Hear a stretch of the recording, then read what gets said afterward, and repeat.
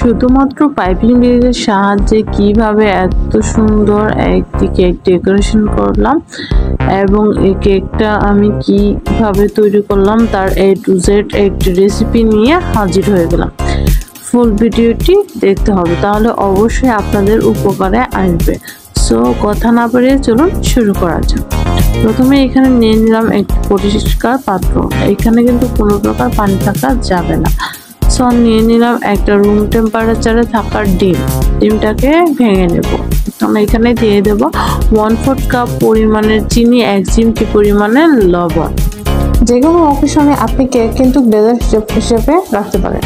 লো স্পিডে বিট করব যতক্ষণ পর্যন্ত না চিনির দানাটা গলে যাবে, ততক্ষণ পর্যন্ত আমি লো স্পিডেই বিট করব। যখন দেখবো যে না চিনির দানাটা একদমই গলে গেছে, তখনই এটাকে হাই স্পিডে বিট করে এটাকে ফোমি বা ক্রিমি টেক্সচারে পরিণত করব।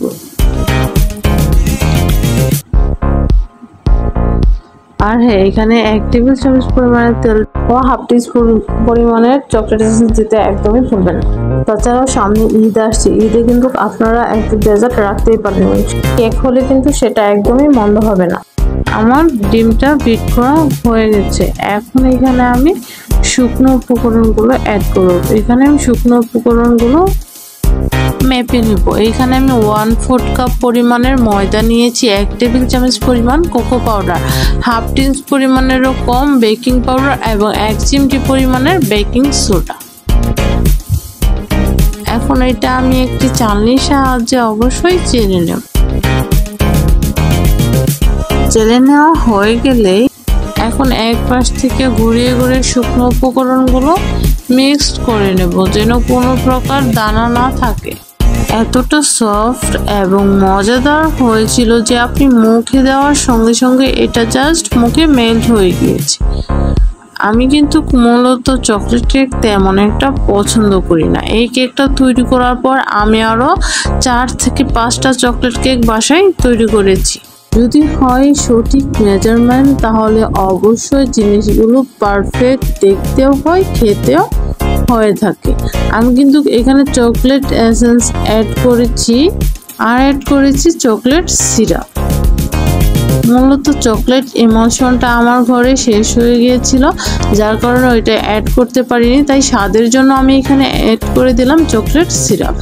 সো এটাকে ভালো করে মিক্সড করা হয়ে গেছে। ক্যামেরা তেমন সুন্দর একটা কালার আসছে না, সরাসরি দেখতে কিন্তু এটা মাশাআল্লাহ অনেক সুন্দর কালার ছিল এবং স্ট্রং ফ্লেভার।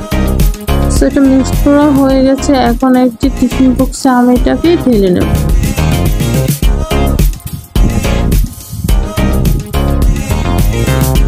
একটু ঢেপ করে নিলাম।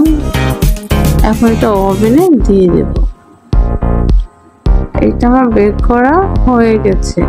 এখন এটাকে ঠান্ডা করে নেব।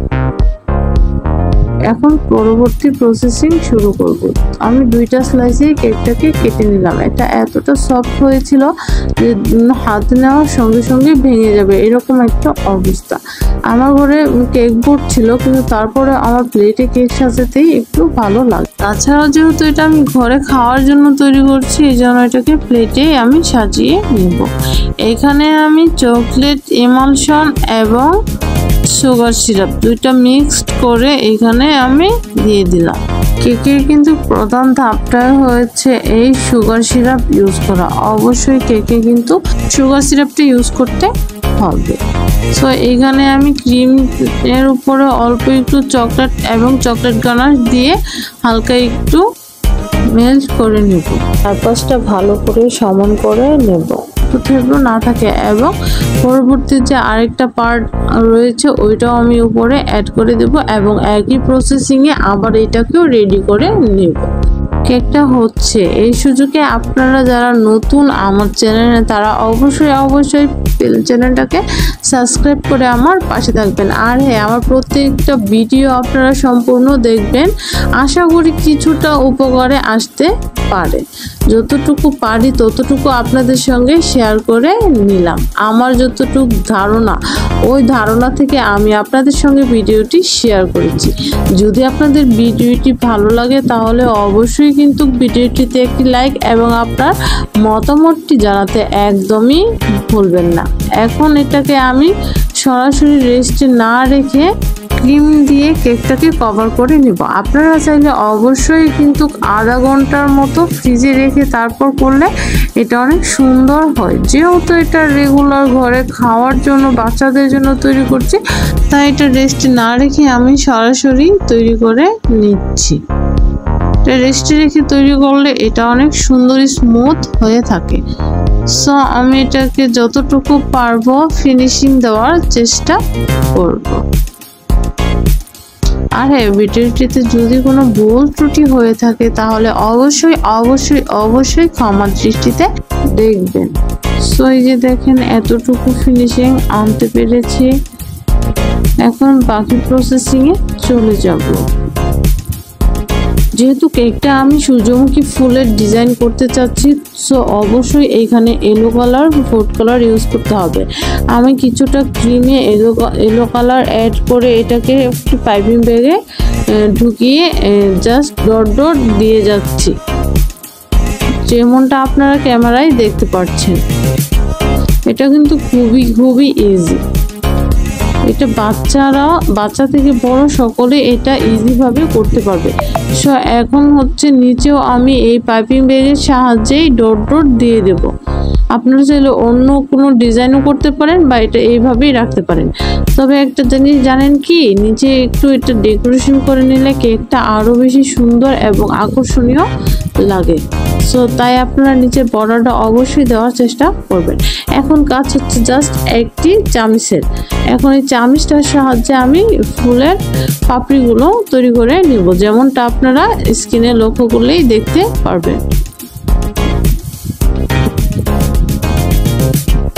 কোনো প্রকার নজেলও লাগলো না। একটি চামিচ এবং একটি পাইপিং ব্যাগের সাহায্যে আমি সুন্দর কেকটি ডেকোরেশন করে নিলাম। এখন মাঝখানে দিয়ে দেব আমি চকলেট কুচি। যখন এই কাজটি করবেন অবশ্যই সাবধানতা অবলম্বন করে কাজটি করবেন। এই কাজটা শেষ হয়ে গেলে আপনার মজাদার চকলেট কেকটা ডেকোরেশন করা শেষ। কেক হচ্ছে এরকম একটি ডেজার্ট। এটা যে কোনো অকেশনে আপনি তৈরি করে নেবেন, আপনার অকেশনটাকে দ্বিগুণ স্পেশাল করে নেবে। কেক জিনিসটা কিন্তু আমরা বার্থডে, ম্যারেজ, অ্যানিভার্সারি, গায়ে হলুদ বিভিন্ন অকেশনে রাখা যায়। তাছাড়া আমাদের স্পেশাল 2টা ঈদ আছে, আমরা ঈদেও কিন্তু প্রত্যেকের বাড়িতে এই কেকটা তৈরি করেই থাকি। কেউ বা মালাই পুডিং কেক তৈরি করে, কেউ বা আবার মালাই কেক, আবার কেউ ক্রিম কেক, কেউ বা আবার পাউন্ড কেক তৈরি করে থাকেন। কেকটা কিন্তু কোনো দিকেই লস না। এটা যে কোনোভাবে আপনি তৈরি করেন না কেন, এটা বড় থেকে ছোট সকলে অনেক অনেক বেশি পছন্দ করে। এখন জাস্ট এটাকে সার্ভ করার পালা। সো আমি এটাকে কিন্তু এখন রেস্টে রেখে দেব, আর একটু স্প্রিঙ্কেল দিয়ে এটাকে ডেকোরেশন করে নেবো হালকা একটু। তারপর এটাকে ফ্রিজে রেখে তারপর এটাকে আমি সার্ভ করব। তাহলেই কিন্তু কেকটার আসল যে টেস্ট ওটা আপনারা সবাই পাবেন। আর হ্যাঁ, কেকটা কিন্তু এত বেশি সফট হয়েছিল যে মুখে দেওয়ার সঙ্গে সঙ্গে এটা মিলিয়ে গিয়েছে। বাচ্চা থেকে বড় সকলে এটা অনেক বেশি পছন্দ করেছে। তাই দেরি না করে আমি চলে এসেছি আপনাদের সঙ্গে রেসিপিটি শেয়ার করার জন্য। রেসিপিটি কেমন লেগেছে তা জানাতে একদমই ভুলবেন। আপনার মূল্যবান মতামতটি আমাকে ভিডিও বানাতে হাজার গুণ সহজ